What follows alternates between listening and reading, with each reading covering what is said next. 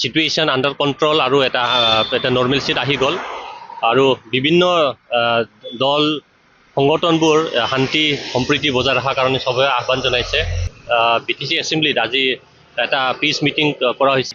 এই মিটিঙত সবে এটা সিদ্ধান্ত লোৱা হ'ল যে এটা দলে এই এফেক্টেড এৰিয়াত ইহঁতে ভিজিট কৰিব আৰু শান্তি সম্প্ৰীতিৰ এটা মেছেজটো যাতে পাব্লিকৰ মাজত এইটো দিয়া হয়, সেইটো এটা ইহঁতে এটা সিদ্ধান্ত লৈছে।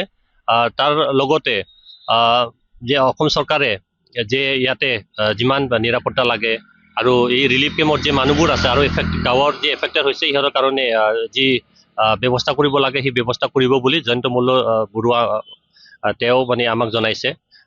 এতিয়া কোকৰাঝাৰ ডিচিৰ জনোৱা মতে কোকৰাঝাৰ এতিয়া 5টা ৰিলিফ কেম্প ছেটআপ কৰা হৈছে আৰু সেই 5টা ৰিলিফ কেম্পত মুঠ 2900 মান ইনমেটবোৰ ৰিলিফ কেম্পত আছে এই 5টা ৰিলিফ কেম্পত। আৰু ব্যৱস্থা কৰা হৈছে যে যাতে এই সোনকালে কালি আৰু পৰহি ভিতৰতে এই ৰিলিফ কেম্পৰ পৰা নিজৰ ঘৰত উভতি যাব পাৰে। এতিয়ালৈকে নিৰাপত্তা বাহিনী আৰু যি পদক্ষেপ ল'ব লাগে এডমিনিষ্ট্ৰেশ্যন, পুলিচ, বিভিন্ন দল আৰু সংগঠনবোৰ যি কাম কৰিব লাগে এটা শান্তি সম্প্ৰীতি সেই কৰাটো পৰিলক্ষিত হৈছে।